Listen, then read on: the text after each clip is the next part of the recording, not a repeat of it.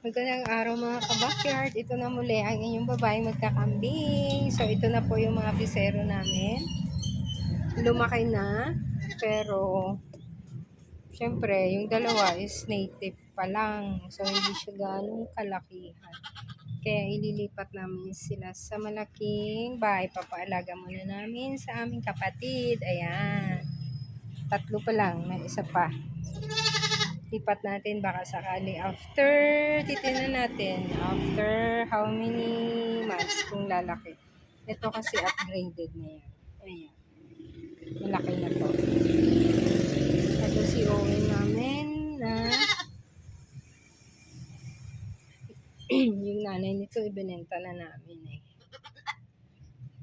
Sabay sa nanay nito.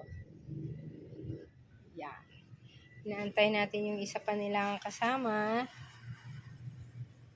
Si Kiwi naman yung lalaki. Ito po is lalaki. Ito yung dalawa is dumalaga. Actually, ito gusto nang magkasta. Kaso lang parang ano pa. Hindi pa maganda yung kanyang similya.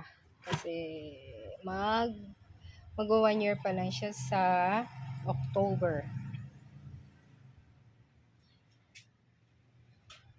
Hi, Cookie! Ito yung pinakamaliit ito. Yan. Ayan si Grapes. Grapes! Gusto na din ito magpaano eh.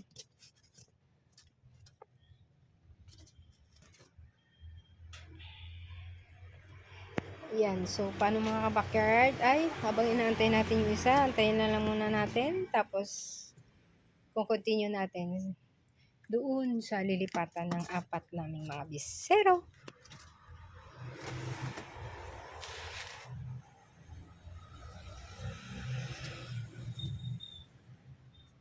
Owen.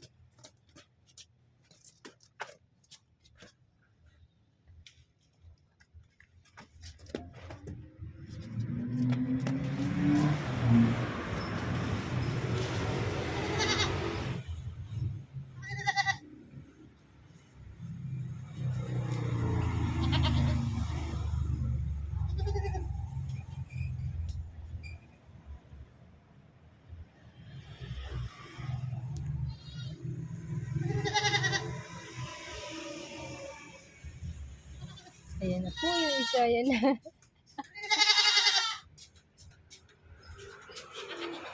Ay! Sana lang sa loob. Diyan na din. Kasya na sila dyan eh. Yan. Pwede na silang 4.